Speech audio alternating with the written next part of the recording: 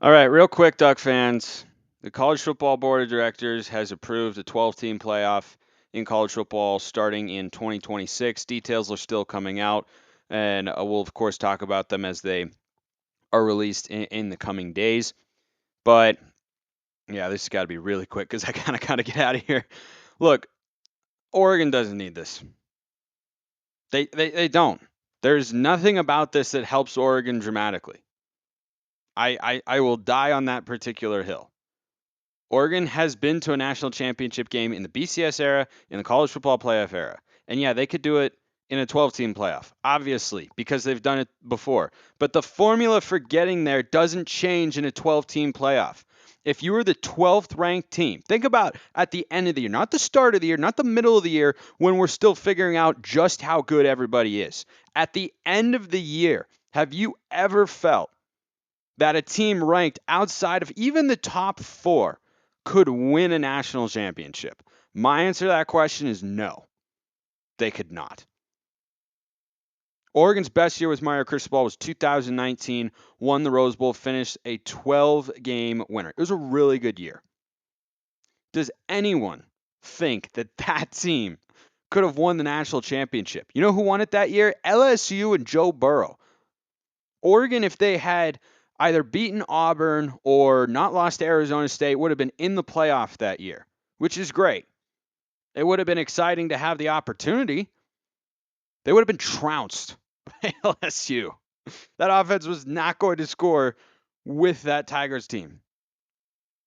And the number two team that year, I'm pretty sure, was Clemson. They weren't going to beat them either.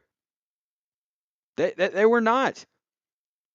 The obstacles to get to that national championship game, to get back to it for Oregon, are the same in a 12-team playoff or if you go back to the BCS. They remain the same. A 12-team playoff is not going to help you get there. You're not going to have a situation where at the end of the year, after conference championship week, you have the number 12 team in the country getting to the national championship game. It's not going to happen. You have to be better. You have to recruit at a high level. You have to have really good coaching, really good players, and it all has to come together in one particular season, the way we've seen it happen twice for the Ducks in the last 20 years. Well, I guess it's actually the last 15 or what year is it? I don't know. 11 or so. 11 and 12, 13, whatever.